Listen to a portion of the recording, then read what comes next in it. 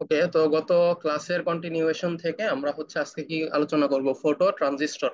তো আমরা গত ক্লাসে কি পড়েছিলাম এটা একটু রিভিউ করি। আমাদের গত ক্লাসে পড়েছিলাম যে ফোটন ফোটন হচ্ছে একটা কি, আলোর একটা প্যাকেট এবং আলোর একটা ফান্ডামেন্টাল কোয়ান্টিটি। ফোটন তরঙ্গ আকারে কাজ করে, মানে তরঙ্গ আকারে বিহেভ করে, এবং সে একটা নিজে একটা পার্টিকেল। সো এইভাবে যে সে হচ্ছে তার কি করে, এনার্জিটা একটা এনার্জি ক্যারি করে, যেটা হচ্ছে E is equal to H nu দিয়ে আমরা প্রকাশ করি। নিউটা হচ্ছে ফ্রিকোয়েন্সি, ফ্রিকোয়েন্সি যত বেশি, মানে ফোটনটা হচ্ছে এক সেকেন্ডে যতবার সে কি করে একটা অসিলেশন কমপ্লিট করে, এক সেকেন্ডে যতগুলো অসিলেশন কমপ্লিট করে, সেটা যদি বেশি হয় তাহলে আমাদের ফোটনের এনার্জি বেশি, আর সেটা যদি কম হয় তাহলে আমাদের ফোটনের এনার্জি কম হবে। তো বেশি ফোটনের এনার্জি নিশ্চয়ই আমাদের যে ফটো ইলেকট্রিক এফেক্ট আছে, যেটা আমরা বলেছিলাম যে ফটো ইলেকট্রিক এফেক্ট হচ্ছে সেই জিনিসটা, যে যখন একটা সারফেসের উপরে ফোটন পড়ে, সেই ফোটনটা করে কি সারফেসের মধ্যে যেই অ্যাটমের মধ্যে যে ইলেকট্রন গুলো আছে সেই ইলেকট্রনকে এনার্জিটা ট্রান্সফার করে দেয়। ট্রান্সফার করার ফলে ইলেকট্রন এনার্জি গেইন করে, অরবিটাল থেকে অবমুক্ত হয়ে যায়, অবমুক্ত হয়ে সে হয় কি, সে হচ্ছে বাইরে কোনো একটা জায়গায় চলে যায়। অথবা আমরা যদি সেটাকে ধরতে পারি জাল ফেলে, জাস্ট লাইক হচ্ছে অ্যানোড দিয়ে যদি আমরা ইলেকট্রন গুলো ধরতে পারি, তাহলে আমরা এক্সটার্নাল সার্কিটে এই ইলেকট্রন গুলো ফ্লো করাতে পারবো। এবং এবং এবং এবং এটা হচ্ছে আমাদের কি করবে, আমাদের একটা এলইডি জ্বালাতে পারবো, রেজিস্টরে কাজ করতে পারবো। যদি কারেন্ট অনেক বেশি হয় তাহলে দেখা যাবে ছোটখাটো আমরা মোটরও চালাতে পারবো। সো আসলে কি, আমাদের ফোটন এনার্জিটা, যত বেশি এনার্জি আমরা পাবো সেই এনার্জিটা আমরা ইলেকট্রিসিটি তৈরি করতে কাজে লাগাতে পারবো। তো আসলে বাস্তব ক্ষেত্রে আসলে কি অত বেশি এনার্জি পাওয়া যায় না ফোটন থেকে। আমাদের হচ্ছে খুব কম এনার্জি পাওয়া যায়। যে এনার্জিটা পাওয়া যায় সেটা শুধুমাত্র আমাদের কি, এই যে সুইচিং সুইচিং কাজে ব্যবহার করা যায়। আমরা জানি কি, আমরা বিজেটি বাইপোলার জাংশন ট্রানজিস্টরের যেই আমাদের কি ছিল, বেসিক গুলো ছিল, আমরা আগের কোর্সগুলোতে করে আসছি। বিজেটি হয় কি, যে আমাদের বেস দিয়ে খুব অল্প পরিমাণ মাইক্রো অ্যাম্পিয়ার লেভেলে যখন কারেন্ট ফ্লো হয়, তখন বিজেটিটা কি করে, কালেক্টর থেকে এমিটারের দিকে আমাদের কারেন্ট ফ্লোটা এলাও করে। কারেন্ট ফ্লোটা এলাও করলে হয় কি, আমরা একটা আউটপুট ভোল্টেজ পাই এবং একটা ইনপুট কারেন্ট পাই। তা আউটপুট ভোল্টেজ এবং ইনপুট কারেন্ট পেলে আমাদের আসলে কি বাকি কাজটা সহজ। আমরা এই আউটপুট ভোল্টেজ এবং আউটপুট কারেন্ট কাজে লাগিয়ে আমরা যে কোনো কিছু, দুনিয়ার যে কোনো কিছু রান করাতে পারি। ঠিক আছে, রান করাতে পারি। তো মেনলি হচ্ছে কি, আমাদের খুব অল্প পরিমাণ কারেন্টটা লাগবে যাতে আমরা কি করতে পারি, সুইচটা ট্রিগার করতে পারি। এখন এই সুইচটাই হচ্ছে আমাদের, আগে ছিল বাইপোলার জাংশন ট্রানজিস্টর, যেটা হচ্ছে সরাসরি একটা ভোল্টেজ সোর্স দিয়ে ট্রিগার হতো। এবার আমরা কি করব, ফোটো ট্রানজিস্টর নিয়ে আলোচনা করব, যেটা হচ্ছে ফোটন দিয়ে ট্রিগার হবে। তো এখানে আমরা পড়ি যে a photo transistor is a light sensitive semiconductor device that functions like a standard transistor but has an added sensitivity to light. মানে হচ্ছে এটা লাইটের প্রতি সেন্সিটিভ এবং এটা just like a normal transistor বা বাইপোলার জাংশন ট্রানজিস্টর অথবা field effect ট্রানজিস্টরের মতোই কাজ করে। It consist of a base, collector and emitter, where base is exposed to light. আমাদের বেস দিয়ে আমরা হচ্ছে আগে দেখেছিলাম কি ইনপুট কারেন্টটা ফ্লো করে। এবার হচ্ছে আমাদের ফোটো ট্রানজিস্টরের বেসটা কি, বেসটা হচ্ছে কি একটা হচ্ছে এক্সপোজ টু লাইট।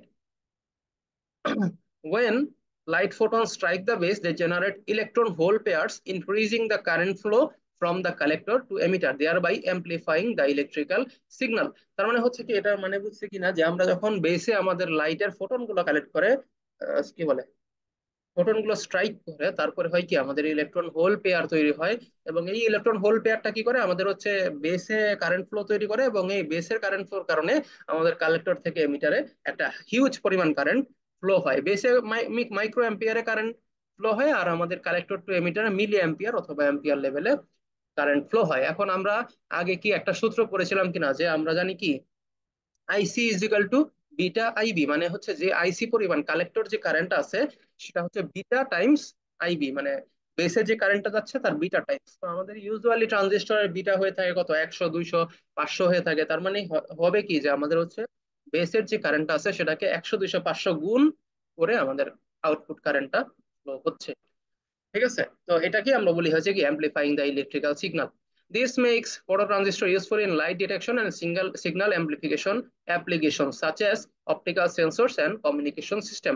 আমাদের হচ্ছে এই ফটো ট্রানজিস্টর গুলো কি অপটিক্যাল সেন্সর এবং কমিউনিকেশন সিস্টেমে আমাদের কি হয়ে থাকে, ইউজ হয়ে থাকে। ঠিক আছে, তো এবার হচ্ছে আমাদের কি করতে হবে, আমাদের হচ্ছে আমরা একটু পার্থক্য দেখি। নর্মাল ট্রানজিস্টর হচ্ছে আমাদের বেসিক্যালি এরকম, ডিভাইসটা এরকম আর কি। সেমিকন্ডাক্টর ডিভাইস, আর আমাদের ফটো ট্রানজিস্টরটা হচ্ছে এই যে এইরকম দেখতে। আপনারা কি আমাকে বলতে পারেন যে আসলে এই দুইটার মধ্যে পার্থক্যটা কি, বা আপনারা ভিজিবল যে পার্থক্যটা সেটা কি? স্যার একটা ওই ফোটন দিয়ে অ্যাক্টিভেট হয়, আর একটা হচ্ছে কারেন্ট দিয়ে স্যার, আর ওই না না, এটা তো ভিজুয়ালের মধ্যেও স্যার থিওরিটিক্যাল। দুইটা হ্যাঁ, different। আপনারা আপনারা ডিভাইসটা দেখে কি বুঝতে পারতেছেন? আপনার কথা ঠিক আছে, বাট দেখে কি বুঝতে পারতেছেন? স্যার ফোটো ট্রানজিস্টরের একটা সুইচ আছে, মানে ইয়েটা তাদের গঠনটা ডিফারেন্ট স্যার। অবভিয়াসলি এটা গঠনটা ডিফারেন্ট, এবং এটার মধ্যে কি আছে, একটা কাচের জায়গা আছে যেখান দিয়ে আমাদের কি করবে, ফোটনটা প্রবেশ করবে, বাট এটাতে আসলে এরকম জায়গা দরকার নাই। তার মানে এখানে একটা কি আছে, মানে হচ্ছে লাইট রিসিভিং এরিয়া আছে। ঠিক আছে, তো এখন আপনারা অবশ্যই তো মানে দেখতে, যে কোনো একটা জিনিস দেখলেই বুঝতে পারবেন যে এটা নর্মাল ট্রানজিস্টর নাকি ফটো ট্রানজিস্টর। ঠিক আছে, তো আচ্ছা, এবার আমরা যদি সার্কিটটা দেখি, আমরা নিশ্চয়ই আমরা লাস্টে এই যে বাম পাশে লাস্টের কোর্স গুলোতে আমরা কি বাম পাশের সার্কিটটা দেখছি না, এটা হচ্ছে নর্মাল ট্রানজিস্টর সার্কিট। এখানে দেখেন আপনাদের কি, আমাদের এই যে এখানে বেসটা যেটা, বেসটা চিনতে পারতেছেন তো, এই যে আইবি, যেটা আইবি, আইবি এবং হচ্ছে আইবিটা যেটা, সেটা আমাদের বিবি থেকে আমাদের পাওয়ার্ড হয়ে আইবি কারেন্টটা ফ্লো করতেছে। আর আইবি কারেন্ট ফ্লো করলে আমাদের এই আইসি এবং আই হচ্ছে কি হয়ে যায়, আমাদের আইসি এবং আই এর মধ্যে দিয়ে কারেন্ট ফ্লো হয়। তার মানে জাস্ট এই ছোট একটা ভোল্টেজ সোর্স দিয়ে আমরা কি করতেছি, বড় একটা ভোল্টেজ সোর্স, মানে বড় একটা কি করতেছি, সার্কিট রান করাতেছি। কাইন্ড অফ, কাইন্ড অফ হচ্ছে আপনি খুব অল্প পরিমাণ কারেন্ট দিয়ে আপনার ফ্যানটা চালাচ্ছেন আর কি। মানে 230 ভোল্ট, এই ভিসিসিটা হবে 230 ভোল্ট, আর ভিবিবিটা হবে হচ্ছে ধরেন 5 ভোল্ট, 3 ভোল্ট হতে পারে। ঠিক আছে, আচ্ছা। আর ফোটো ট্রানজিস্টর যদি আমরা সার্কিটটা দেখি, তাহলে আপনারা বলেন তো কি ডিফারেন্সটা আপনারা লক্ষ্য করতেছেন এখানে?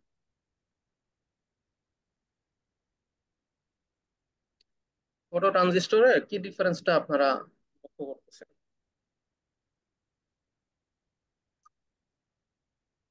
স্যার 5 ভোল্ট দেওয়ার কারণে স্যার ওই যে কারেন্ট গেছে পরে। না না না না, স্যার এখানে, এখানে আর কেউ কি বলতে পারবেন?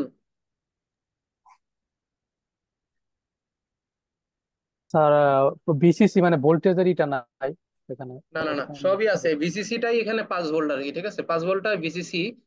তো এখানে মেইনলি পার্থক্যটা হচ্ছে এখানে কোনো বেস নাই। দেখেন এখানে কিন্তু তিনটা কানেকশন ছিল, এবার এখানে শুধুমাত্র দুইটা কানেকশন। বেসটা হচ্ছে আমাদের কি, লাইটটা রিসিভ করবে।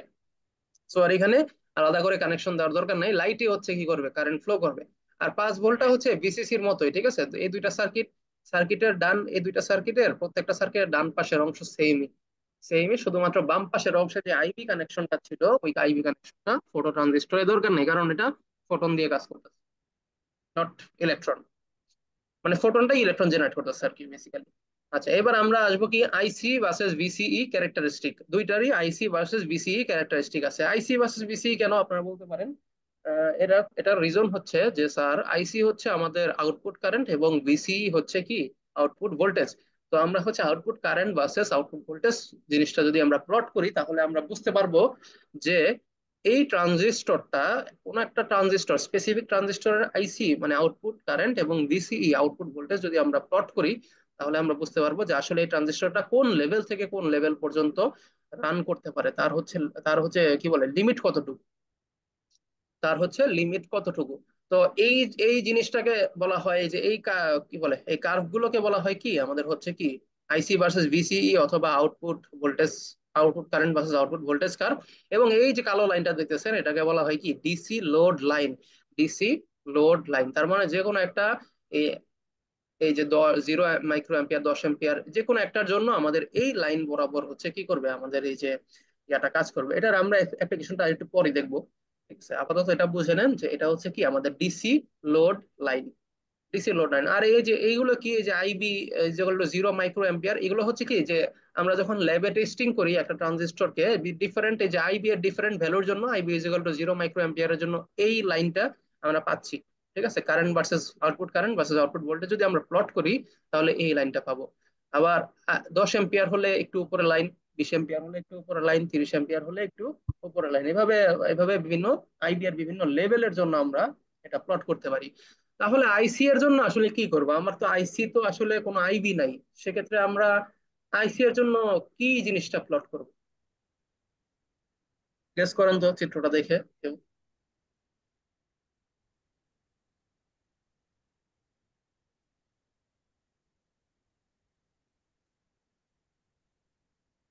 পারবেন?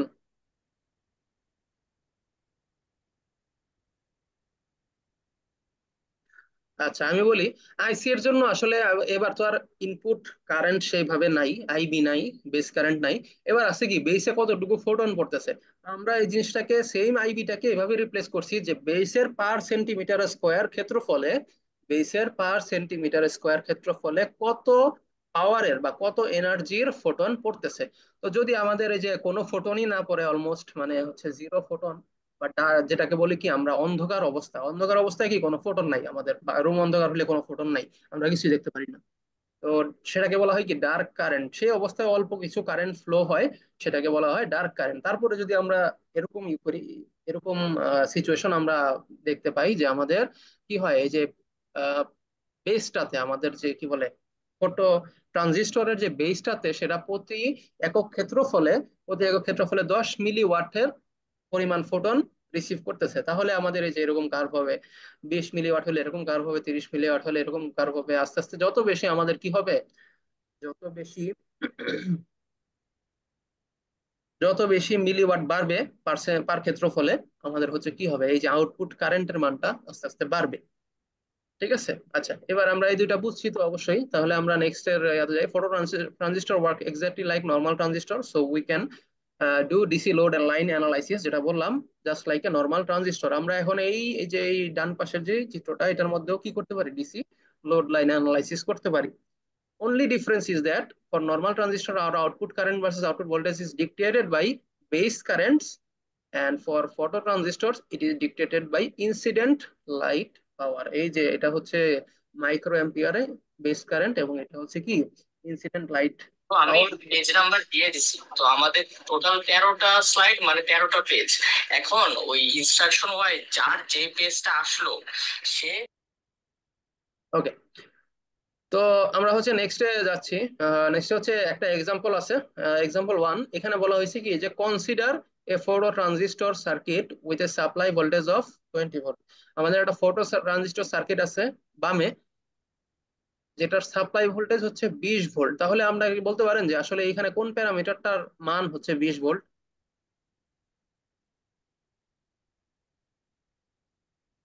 এখানে কোন প্যারামিটারটার মান হচ্ছে 20 ভোল্ট?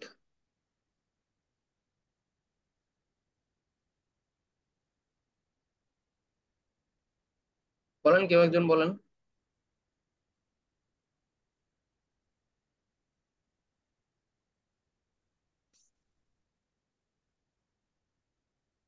আচ্ছা আমি বলি, এখানে হচ্ছে সাপ্লাই ভোল্টেজ যদি বলে, আমরা হচ্ছে মেইনলি ভিসিসি কে, প্লাস ভিসিসি জিনিসটাকে মিন করব, যে প্লাস ভিসিসি আমাদের হচ্ছে 20 ভোল্টের সাপ্লাই যাচ্ছে।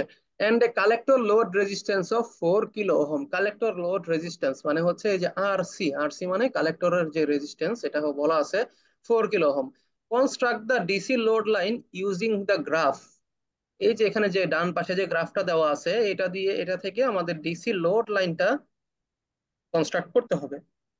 মানে এরকম কালো লাইনের মতো একটা লাইন আঁকতে হবে এই গ্রাফের মধ্যেও, and showing the relationship between collector current and the collector emitter voltage. মানে কালেক্টর কারেন্ট এবং কালেক্টর এমিটার ভোল্টেজের মধ্যে আমাদের রিলেশনটা দেখাতে হবে। Point out the intersection of the illumination level, point out the intersection of the illumination level of 10 milliwatt per centimetre square with the DC load line to find the operating point. আচ্ছা, একটা important বেশ বিষয় হচ্ছে যে আমরা এবার বলে দিচ্ছি যে 10 মিলিওয়াট পার সেন্টিমিটার স্কোয়ারে আমাদের হচ্ছে কি কারেন্ট আসতেছে, আমাদের পারিপার্শ্বিক আবহাওয়ায় আমরা এই পরিমাণ এনার্জির ফোটন পাইতেছি। তাহলে আমাদের অপারেটিং পয়েন্টটা কত হবে, ডিসি লোড লাইন থেকে আমাদের বের করতে হবে।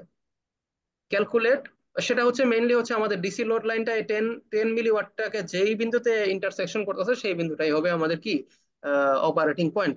Calculate the output voltage corresponding to the illumination intensity of 10 milliwatt per centimetre square through analytical method. মানে হচ্ছে আমাদের গ্রাফ থেকে, মানে এই যে প্লট থেকে বের করতে হবে যে আসলে আমাদের আউটপুট ভোল্টেজ অথবা ভিসিই এর মানটা, ভিসিই এর মানটা কত, মানে কালেক্টর এমিটারের মধ্যে আউটপুট ভোল্টেজটা কত।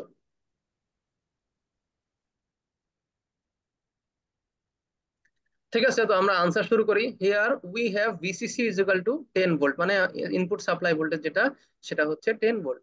আচ্ছা, এবার আপনারা আমাকে, আপনারা একটু বেসিকটা আমাদের একটা ট্রানজিস্টর আছে, ঠিক আছে, ট্রানজিস্টরের সাপ্লাই দেওয়া হচ্ছে।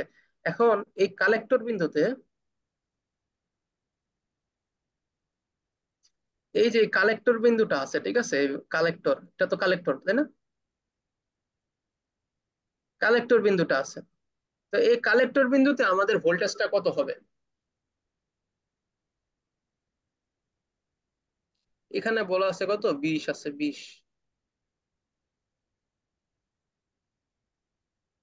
ভোল্ট দেওয়া আছে।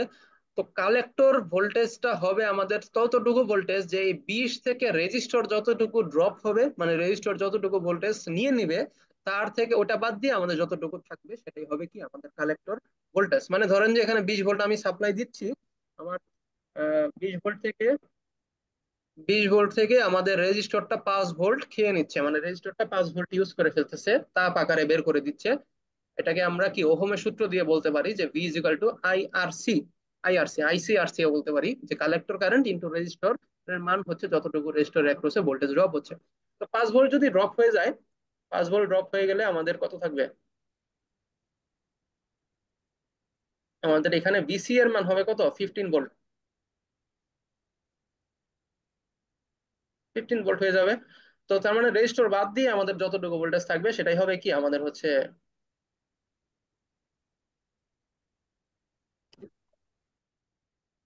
সেটাই হবে আমাদের হচ্ছে কি কালেক্টর কারেন্টের, কালেক্টর ভোল্টেজের মান, তাই না? আচ্ছা, এটা মুছে কি বলে? Okay. আচ্ছা, তাহলে আমাদের এবার হচ্ছে আমাদের ডিসি লোড লাইন অ্যানালাইসিস এর জন্য দুইটা এক্সট্রিম পয়েন্ট চিন্তা করা লাগবে। একটা এক্সট্রিম পয়েন্ট হচ্ছে ভোল্ট, রেজিস্টর কোনো ভোল্টেজ খাচ্ছে না, রেজিস্টর কোনো ভোল্টেজ ড্রপ হচ্ছে না। বুঝতে পারতেছেন? প্রথম এক্সট্রিম পয়েন্ট আমাদের ডিসি লোড লাইনের জন্য দুই প্রান্তে দুইটা, এই যে ডিসি লোড লাইন আঁকার জন্য দুই প্রান্তে দুইটা এক্সট্রিম পয়েন্ট চিন্তা করা লাগবে। প্রথম এক্সট্রিম পয়েন্টটা হচ্ছে সর্বোচ্চ আউটপুট ভোল্টেজ, সর্বোচ্চ আউটপুট ভোল্টেজ এখানে হইতে পারে 20 ভোল্ট। আমি সাপ্লাই দিয়েছি 20, আউটপুটেও পাচ্ছি কত, 20 ভোল্ট। তার মানে আমরা so VCE can be maximum 20 volt. তো ভিসি যদি এখানে ভিসিসি ও 20 ভোল্ট, ভিসিই ও 20 ভোল্ট, তাহলে রেজিস্টরের মধ্যে ড্রপ হচ্ছে কতটুকু? রেজিস্টরের মধ্যে কোনো ড্রপই হচ্ছে না, কোনো ভোল্টেজ ড্রপই হচ্ছে না, যা যা দেওয়া হচ্ছে তাই আমাদের আউটপুটে পাওয়া যাচ্ছে। তো এখন, এখন যদি আমাদের হচ্ছে রেজিস্টরে কোনো ভোল্টেজ ড্রপ না হয়, তাহলে রেজিস্টরের মধ্যে দিয়ে কতটুকু কারেন্ট যাচ্ছে? রেজিস্টরের মধ্যে দিয়ে কতটুকু কারেন্ট যাচ্ছে? আমরা জানি কি যে V is equal to I R, I into R. তো এখানে আছে আমাদের, আমরা এখানে বলতেছি কি যে কোনো ভোল্টেজই ড্রপ হচ্ছে না রেজিস্টরে, রেজিস্টরে 0 ভোল্ট ড্রপ হচ্ছে। তাহলে আর এর মান তো আছে হচ্ছে আমাদের 4 দেওয়া আছে, তাহলে আই এর মান কত হবে? আয়ের মান নিশ্চয়ই 0 হইতে হবে, আমাদের 0 দিয়ে যদি 4 গুণ করি তাহলেই তো আমাদের হচ্ছে 0 পাবো, তাই না? তার মানে আমাদের হচ্ছে যখন এই বিসি হচ্ছে ম্যাক্সিমাম 20 ভোল্ট, আমাদের আইসিই, আইসিই এর মান হবে, আইসি এর মান হবে কত? আইসি এর মান হবে 0 অ্যাম্পিয়ার, আইসি এর মান হতে হবে 0 অ্যাম্পিয়ার। তাহলে আমরা এই দুইটা ভ্যালু আমরা এখন প্লট করতে, প্লট করে ফেলতে পারি, তাই না? এই দুইটা ভ্যালু আমরা প্লট করে ফেলতে পারি। কিভাবে প্লট করব? আমাদের হচ্ছে বিসি হচ্ছে 20, এই যে 20 একটা লাল দাগ দিলাম, এবং আইসি এর মান হচ্ছে 0। তার মানে হচ্ছে এটা আর ওই যে ওয়াই অ্যাক্সিসে উপরে ওঠানোর দরকার নাই, এটা সরাসরি এক্স অ্যাক্সিসে বসে যাবে, 20 ভোল্ট। আচ্ছা, let's put a point on 20 volt on the x Axis. তাহলে আমাদের প্রথম এক্সট্রিমটা হয়ে গেল। সেকেন্ড এক্সট্রিমটা হবে কি যে আমাদের, সেকেন্ড এক্সট্রিমটা হবে কি আমাদের সবটুকু ভোল্টেজই আরসি নিয়ে নিবে, মানে যত ভোল্টেজ আমি সাপ্লাই দিচ্ছি সবটুকু আরসি নিয়ে দিবে, ভিসি তে কত থাকবে? 0 ভোল্ট থাকবে। তাহলে now for VC is equal to 0 volt our IC will be, এবার হচ্ছে আমাদের সবটুকু ভোল্টেজে আরসি নিতেছে, তার মানে নিশ্চয়ই কোনো কারেন্ট আছে, নিশ্চয়ই 0 থেকে বেশি কারেন্ট আছে, তাহলেই আমাদের হচ্ছে আরসি তে সম্পূর্ণ 20 ভোল্টটাই কি হয়ে যাবে, ড্রপ হয়ে যাবে। তো ওই কারেন্টটা আমরা কিভাবে নির্ণয় করব? IC is equal to 20 divided by RC. তো এইখানে দেখেন IC is equal to 20 divided by RC, 20 value 20 volt, আর আরসি এর মান হচ্ছে 4 কিলো ওহম। আমরা যদি এটা ভাগ করি তাহলে কত পাবো? 5 মিলি অ্যাম্পিয়ার। তাহলে আমরা সেকেন্ড এক্সট্রিম পয়েন্টের দুইটা কোঅর্ডিনেটও কিন্তু পেয়ে গেলাম, একটা হবে কত, এক্স এক্সিসে হবে 0 এবং ওয়াই এক্সিসে হবে 5 মিলি অ্যাম্পিয়ার। দেখেন, let's put a point on 5 milliampere in the y-axis and connect the 2 point. আমরা এখানে যে y-axis এ আনুমানিক 4 এবং 6 এর মাঝ বরাবর 5 একটা রেড কালার প্লট করছি, রেড কালার পয়েন্ট দিয়েছি। রেড কালার পয়েন্টটা হবে কত, যে আমাদের হচ্ছে 5 মিলি অ্যাম্পিয়ার এবং 0 বিসিই, বিসি এর মান 0 এবং 5 মিলি অ্যাম্পিয়ার। তো এখন আমাদের দুইটা পয়েন্ট কি করতে হবে, আমাদের দুইটা পয়েন্ট যদি আমরা কানেক্ট করে দেই, এটাই হবে আমাদের DC load line. DC load line, এবং এটা আমাদের ম্যাথের একটা অংশের answer, construct the DC load line. ঠিক আছে, এই এতটুকু অংশের আমাদের আনসার হয়ে গেল।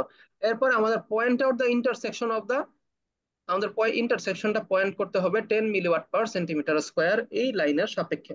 তো এটা কিভাবে করব, আমার this is our desired DC road line. To find the operating point at 10 milliwatt centimetre square illumination level, we need to find the intersection between DC load line and এই লাইনটা আর কি। Then to find out the output voltage of their operation point, we need to project the point in X Axis.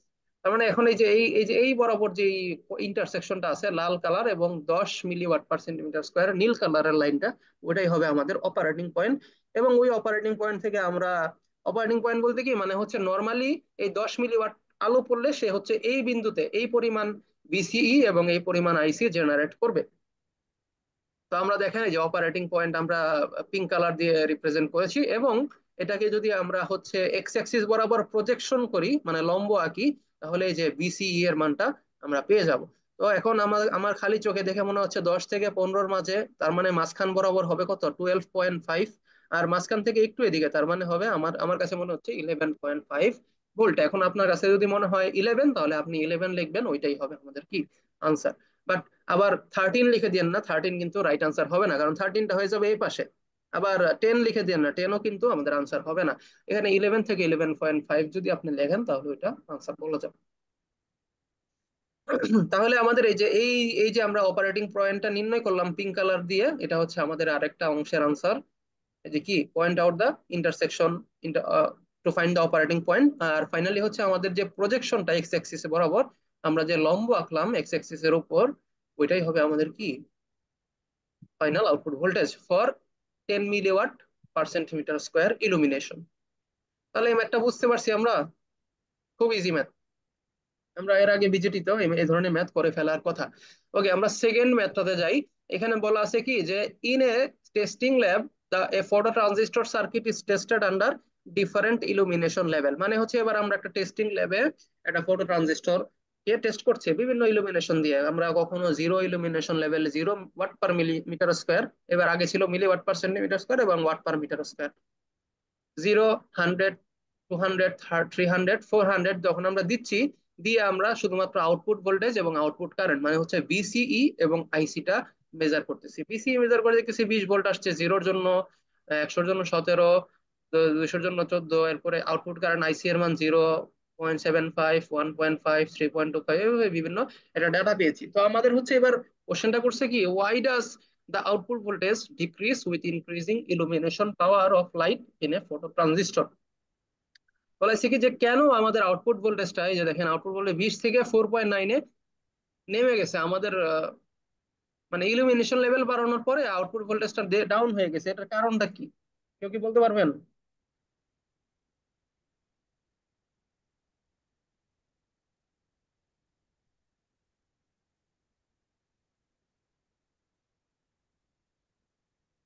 আচ্ছা, কেউ বলতে না পারলে আমরা হচ্ছে কন্টিনিউ করি। এন্ড আমরা বলবো আর কি সামনে আনসারটা এটা। And measure the value of voltage drop across 4 kilo ohm resistor. আমাদের 4 কিলো ওহম রেজিস্টরে কতটুকু ভোল্টেজ ড্রপ হচ্ছে সেটা আমাদের মেজার করতে হবে। তো আনসারে আমাদের বলা আছে কি, as the illumination level increases the number of generated photo electron increases. মানে হচ্ছে ইলুমিনেশন লেভেল আমাদের যদি শক্তি বাড়ে, ফোটনের আপতিত ফোটনের শক্তি বাড়ে, তাহলে আমাদের কি হবে, ফোটো ইলেকট্রনও বেশি হবে। So the amount of current increases, মানে যে আইসিটা যেটা বেশি পড়লে আমাদের আইসি এর মানটা কি হবে, বাড়বে না। এই যে আপনারা এই কার্ভটাতে কিন্তু দেখতে পাচ্ছেন যে 0 ডার্ক কারেন্ট, এরপরে 10, 20, 30 যত বাড়তেছে আমাদের আইসি এর মানটা কত বাড়তেছে। সো আমাদের 0, 100, 200, 300 বাড়লে আমাদের আইসি এর মানটাও কি আস্তে আস্তে অনেক বেড়ে যাচ্ছে। আচ্ছা, as per Ohm's law for constant resistance higher, for constant resistance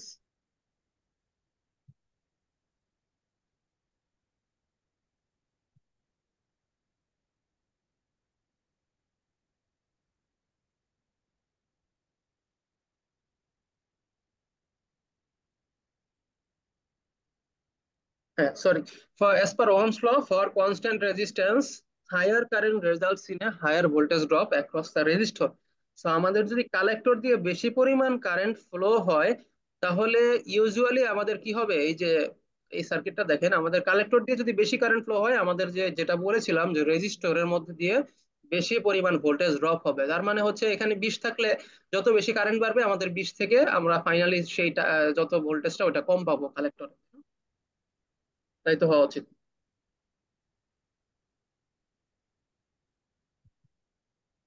So as the elimination voltage drop from the supply increases and hence the remaining potential which is output voltage decreases, মানে হচ্ছে আমাদের যত বেশি illumination হয়, যত বেশি আমাদের ফোটনের পাওয়ার বাড়ে, আমাদের কারেন্টের মান তত বেশি হয়। কারণ হচ্ছে আমাদের ফোটো ইলেকট্রনের মান তত বেশি হয়, কারেন্টের মানও তত বেশি হয়। কারেন্টের মান বেশি হলে হয় কি, কারেন্টের মান বেশি হলে হয় কি আমাদের হচ্ছে ভোল্টেজের মান, মানে রেজিস্টরের অ্যাক্রসে ভোল্টেজটা তত বেশি ড্রপ হয়। তো রেজিস্টরের অ্যাক্রসে ভোল্টেজটা ড্রপ হলে কি কাইন্ড অফ আপনারা এটা চিন্তা করতে পারেন যে আমাদের হচ্ছে আহ, যত দিন যাচ্ছে আমাদের বাজার মূল্য তত বেশি বাড়তেছে। বাজারে জিনিসপত্রের মূল্য, বাজারে জিনিসপত্রের মূল্য বাড়লে হবে কি, আমার যে স্যালারি আছে ওই স্যালারি থেকে যে সেভিংসটা হবে ওইটা কমে যাবে, আর যেটা খরচ হচ্ছে ওইটা বেড়ে যাবে।